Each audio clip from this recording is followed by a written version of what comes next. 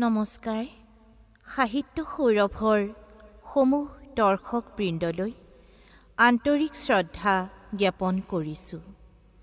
2022 চনৰ নৱেম্বৰ প্ৰথম সংখ্যা মাহেকীয়া বাৰ্তালোচনী ৰণাংগনত মোৰ এটি নিবন্ধ প্ৰকাশ হৈ ওলাইছিল।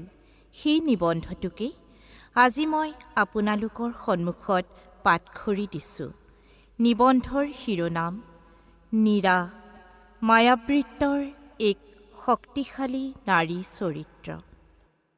আমাৰ উদ্দীপ্ত মানসিকতাক সজাগ কৰিব পৰা পৰম শক্তিটোৱেই হৈছে সৃষ্টিৰ গতিশীলতা। প্ৰকৃততে আমাৰ গতিময়তাই আমাৰ গতি। জীৱনৰ এই গতি অব্যাহত ৰাখিবলৈকে আমি নিৰন্তৰ সৃষ্টিকৰ্মত নিমগ্ন হওঁ। সহমৰ্মিতাৰ এডাল অদৃশ্য আৰু অচিদ্য এনাজৰীৰে মানুহক বান্ধিব পৰা ব্যক্তিত্বৰ অধিকাৰী ডক্টৰ ৰীতা চৌধুৰীৰ মায়াবৃত্ত উপন্যাসখন অসমীয়া সাহিত্যৰ ভঁৰাললৈ এক অনবদ্য অৱদান। দেউলাংখুইৰ পৰা আৰম্ভ কৰি মাকামলৈকে তেখেতৰ আটাইবোৰ সৃষ্টিকৰ্মই ইতিমধ্যে অনুপম সাহিত্যজ্যোতিৰ সৃষ্টি কৰিবলৈ সক্ষম হৈছে। নিজৰ মাজতে নিজক সামৰি সম্পূৰ্ণ পৃথক জীৱনশৈলীৰ এয়া য'ত সৰহ সৌন্দৰ্যৰে ভৰা জীৱনৰ স্পন্দনপূৰ্ণ যি অনাবিল চিত্ৰলেখিকাই আঁকিছে, সি অন্তত পাঠক সমাজৰ কাৰণে সম্পূৰ্ণ নতুন। মানৱিক আবেদন ৰীতা চৌধুৰীৰ সকলো লেখাতে অতি উজ্জ্বল ৰূপত ধৰা দি যায়। মায়াবৃত্ত উপন্যাসখনৰ মাজেৰে আত্মজীৱনীমূলক এই লেখাত বিস্তৰ অভিজ্ঞতাৰ সম্ভাৰ পাঠকক দিবলৈ তেখেত সক্ষম হৈছে। উপন্যাসখনৰ মুখ্য নাৰী চৰিত্ৰ নীৰা এগৰাকী প্ৰাণ প্ৰাচুৰ্যতাৰে ভৰা শক্তিশালী নাৰী। অকল নীৰা বুলিয়েই নহয়, উপন্যাসখনৰ সামূহিক মানৱীয় চৰিত্ৰক গভীৰ অন্তৰ্দৃষ্টিৰে লেখিকাই ৰূপায়িত কৰিছে। গোমুখলৈ কৰা নীৰাৰ যি যাত্ৰা, এই যাত্ৰা অকল পাৰ্থিৱ যাত্ৰাই নহয়, এই যাত্ৰা মনৰ ভিতৰলৈ কৰা যাত্ৰা, যি ভাৱৰ আধাৰ আছিল প্ৰেমৰ মধুৰ শাশ্বত ফলগোধাৰা। এই যাত্ৰা আছিল হৃদয়ৰ গভীৰলৈ কৰা এক পবিত্ৰ যাত্ৰা। নীৰা যি পথে আহিছে, এই পথ ভাৱনাৰ, এই পথ অনুভূতিৰ, যাৰ দুয়োকাষে গজি উঠে আত্মতৃপ্তি আৰু প্ৰফুল্লতাৰ কোমল ঘাঁহনি। আত্মাৰ প্ৰত্যয়ৰ বাবে নীৰা জীয়াই থাকিব খোজে। লেখিকাৰ হৃদয়বৃত্তি ক্ৰমাৎ অধিক মুকলিভাৱে প্ৰকাশ হ'বলৈ ধৰে। উপন্যাসখনৰ আৰম্ভণিতে সেই কথা প্ৰকাশ পাইছে। লেখিকাৰ কথাৰে দায়িত্ব আৰু কৰ্তব্যৰে গধুৰ সময়ৰ ঘূৰ্ণি বতাহৰ পৰা ওলাই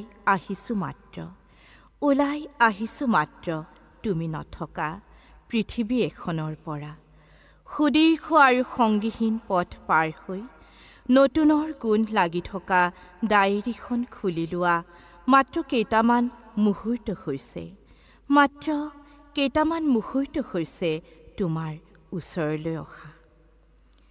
জীৱনৰ সঁচা অভিজ্ঞতাবোৰক লৈ লেখিকাই সৃষ্টি কৰিছে, এইবোৰক লৈয়ে কথা পাতিছে, এইবোৰক লৈয়ে মানৱতাবাদৰ দোহাই দি মানুহক সেই পথে যাবলৈ কৈছে যি পথত সত্য বৰ্তি আছে। নীৰাৰ অতীতে এখন উজ্জ্বল আপুৰুগীয়া পোহৰ ছবি হৈ মনত ধৰা দিয়ে। স্পৰ্শক্ষম মানৱীয় প্ৰেমৰ ভাষ্যৰ ৰূপ লৈ আত্মাত পোহৰ সিঁচি দিয়ে।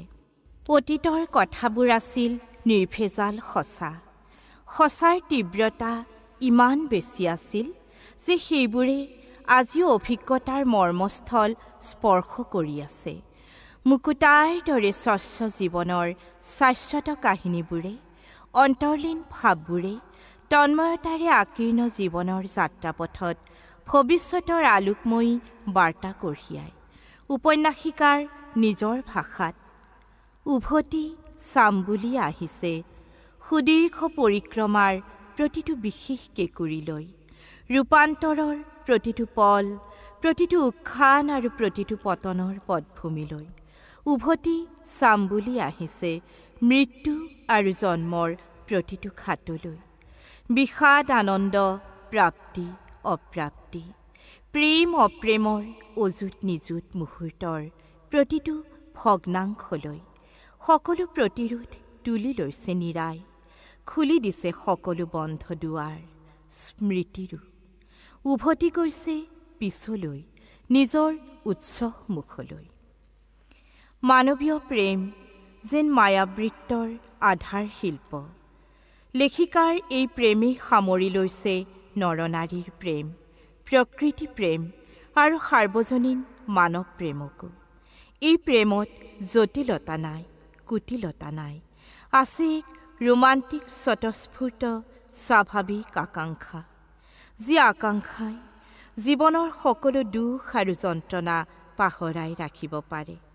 আকাশৰ ৰং, বতাহৰ কোমল স্পৰ্শ, নৈৰ কুলুকুলু টান, ফুলৰ হাঁহি, নক্ষত্ৰৰ আকুতি, এই সকলো আছিল পুতিৰ ঐশ্বৰ্য।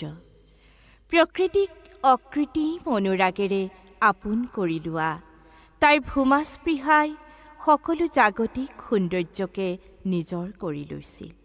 এক অপৰূপ নিৰূপম সৌন্দৰ্যত অৱগাহন কৰি বহি আছে পুতি। আজিও নীৰাৰ মাজত সেই অপৰিৱৰ্তনীয় পুতি, নীৰাৰ আত্মাত আজিও অপৰিৱৰ্তনীয় ৰূপত পুতি নামৰ সেই শৈশৱ গৈ থকা নীৰাই। উভতি চালেই দেখা পায় পুতি নামৰ সেই প্ৰাণ চঞ্চল শৈশৱ। লেখিকাৰ কথাৰে, মোৰ যে আছে এখন ভালপোৱাৰে ভৰা হৃদয়, তাৰ জানো কোনো মূল্য নাই।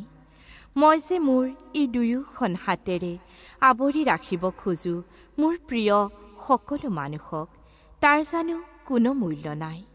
বাঘহীন, নিৰুপায় আৰু অসহায় সকলো মানুহৰ বাবে, সকলো জীৱ জন্তু, সকলো গছ, সেউজীয়াৰে ঢাক খাই থকা সকলো পাহাৰ, সকলো অৰণ্যৰ বাবে, এই পৃথিৱীৰ বাবে যে মই মোৰ ভিতৰত অনুভৱ কৰোঁ প্ৰগাঢ় ভালপোৱা, সি জানো সৌন্দৰ্য নিদিয়ে মোক। লেখিকাই শব্দৰ সৈতে আত্মীয়তা গঢ়ে, শব্দৰ সহিত্য আৰু মাধুৰ্যই তেখেতক প্ৰদান কৰে অন্য এক প্ৰত্যয়দীপ্ত প্ৰত্যাশা। লেখিকাৰ হৃদয়ৰেখাৰ কোমল মজিয়াখনত ইমানবোৰ কথা, ইমানবোৰ চকুলোৰ বন্যা লুকাই আছে যে সেইবোৰ কলমটোৰে নিগৰি পৰিছিল। গঠনমুখী মানসিক চেতনাৰ অধিকাৰী নীৰাই সঞ্জীৱনৰ উল্লাসেৰে জীৱনৰ নতুনৰ বিকাশ ঘটাব বিচাৰিছিল। অসীম আত্মপ্ৰত্যয়ৰ অধিকাৰী নীৰাই পাঠকৰ হৃদয়াবেগত এক নতুন মানৱীয় চেতনাৰ সঞ্চাৰ কৰে। সৌন্দৰ্য সন্ধানী দৃষ্টিৰে নীৰাই দেখা পায় ৰৈ থকা এক গোপন ঐশ্বৰ্য। জীৱনান্বেষণৰ স্পষ্টতাও পাঠকে এই নাৰী চৰিত্ৰটোৰ মাজত অনুভৱ কৰে। লেখিকাৰ কথাৰে, নীৰাই নিজেই নিজৰ কাৰণে বাছি উলিয়াইছিল এটা জীৱন দৰ্শন, এটা বাট, বুটলি লৈছিল নিজৰ বাবে নজখা নপমা এমুঠি মূল্যবোধ। মায়াবৃত্তৰ ভাষা বলিষ্ঠ আৰু সংহত। লেখিকাই প্ৰকৃতিক মানুহৰ পৰা বিচ্ছিন্ন কৰি চোৱা নাই। বহু সময়ত তেখেতে মানুহৰ ক্ষুদ্ৰতাৰ ওপৰত আলোকপাত কৰিছে। নানা কলুষ কালিমা ধূলি বোকাৰে লেটি লৈ থকা মনবোৰত উৎসাহৰ ঢল, ভাল কথাৰ ঢল বোৱাই দিব পাৰি কোনে? কুচিন্তা চৰ্চাৰে ভাৰাক্ৰান্ত মানুহবোৰৰ স্থূল তৰল কথা বতৰাৰ অংশীদাৰ হোৱাতকৈ পুতিয়ে তাইৰ সুন্দৰ মনটোৰেহে আত্মপ্ৰকাশ কৰিব বিচাৰে। উৎসাহৰ ৰঙা পদুম ফুলি উঠিব খোজা পুতিৰ কোমল মনটোত বাৰুকৈয়ে আঘাত লাগে। সংস্কাৰাচ্ছন্ন আৰু ৰক্ষণশীল মনৰ মানুহবোৰৰ ভাল কথা বতৰাৰ প্ৰতি থকা মূঢ় তথা নিৰ্লিপ্ত দৃষ্টিভংগী দেখি লেখক সত্তা আচৰিত হয়। মনৰ মাজত সৃষ্টি হয় সত্তামূলক কেইবাটাও প্ৰশ্ন। উপন্যাসখনত কাৰহতৰ জীৱন উপলব্ধিৰ সম্ভেদ পোৱা যায়। উপন্যাসখনত মানৱীয়তা আৰু অনুকম্পাৰ চেতনাই পাঠকৰ মনত জোকাৰণি তোলে।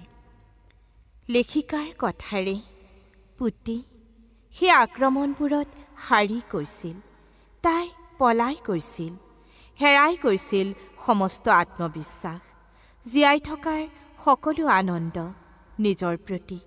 তাই মৰম হেৰুৱাইছিল, ইচ্ছা হেৰুৱাইছিল, সপোন হেৰুৱাইছিল।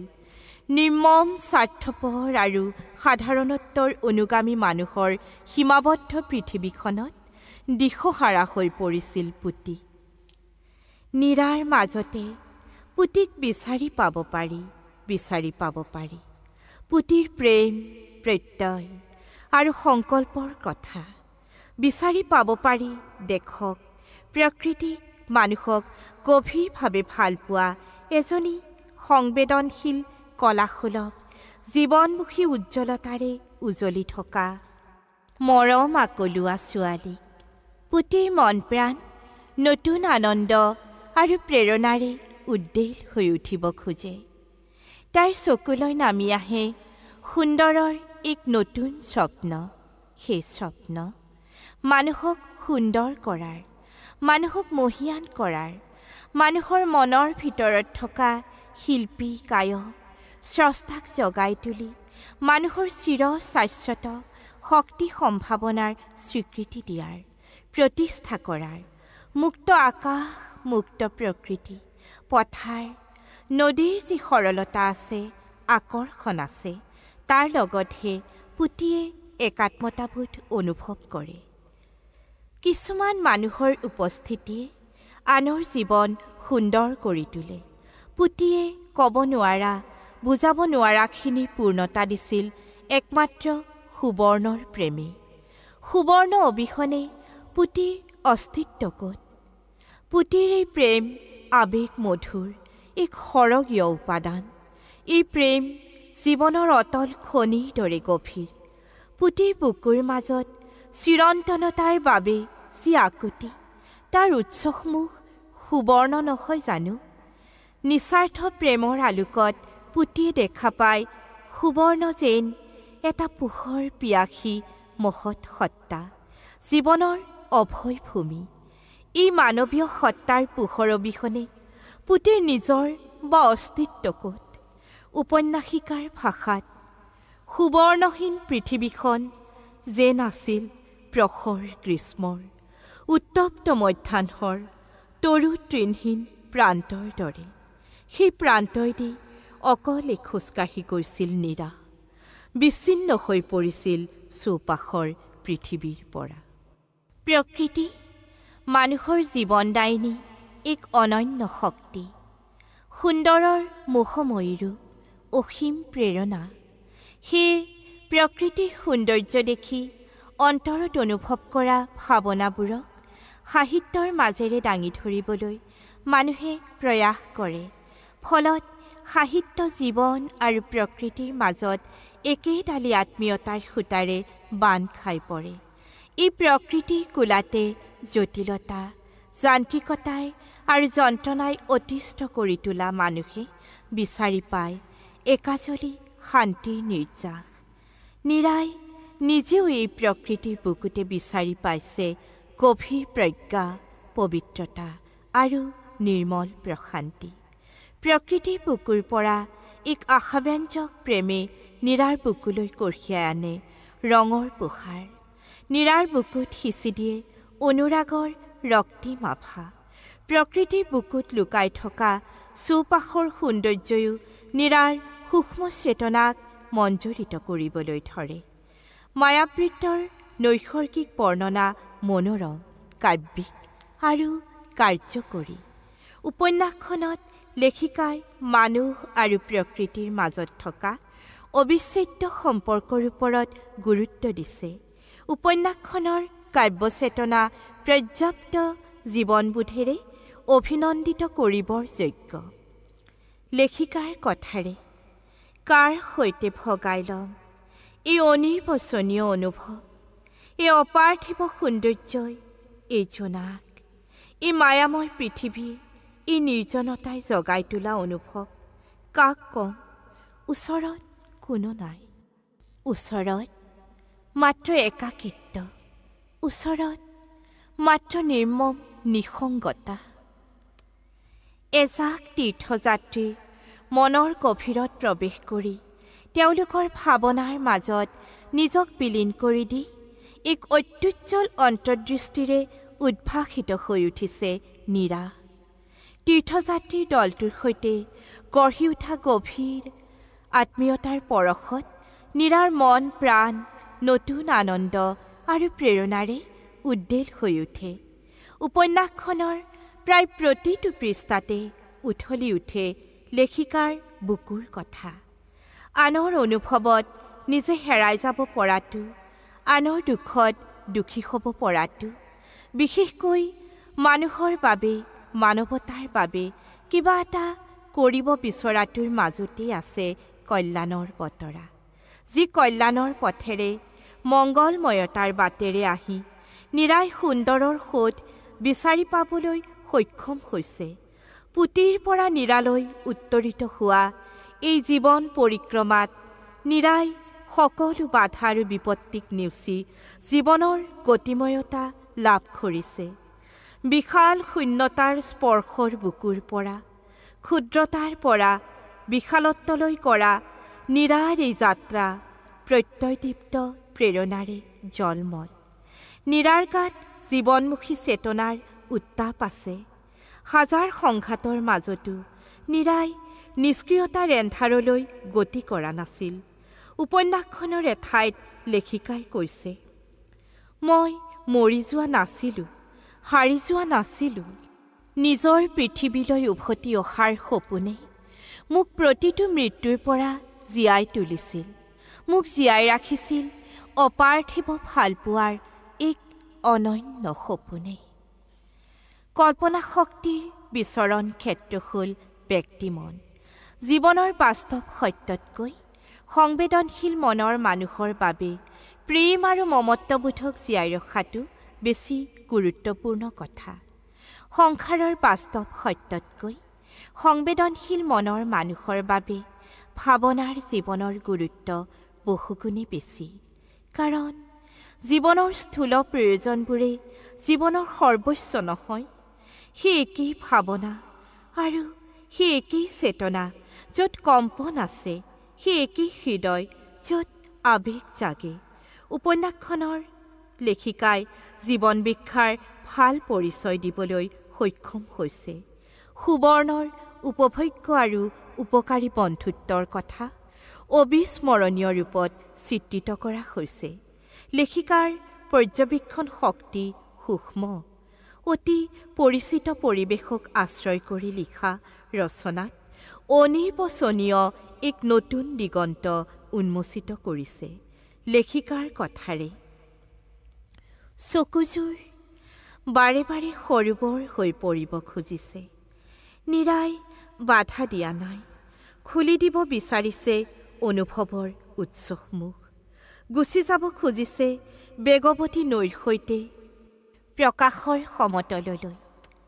মায়াবৃত্ত উপন্যাসখনৰ মাজত পৰ্যাপ্ত জীৱনবোধৰ ইংগিত পোৱা যায়।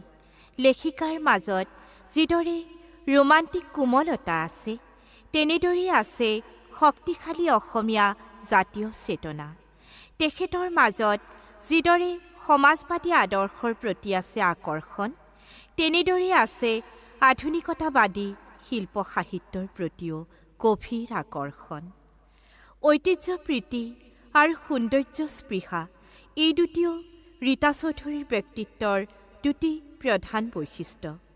সমধৰ্মী মানৱীয়তা তেখেতৰ সাহিত্যৰ অন্তঃস্থলত সংস্থাপিত হ'বলৈ ধৰে। মায়াবৃত্ত উপন্যাসখনৰ এটি শক্তিশালী নাৰী চৰিত্ৰ নীৰা।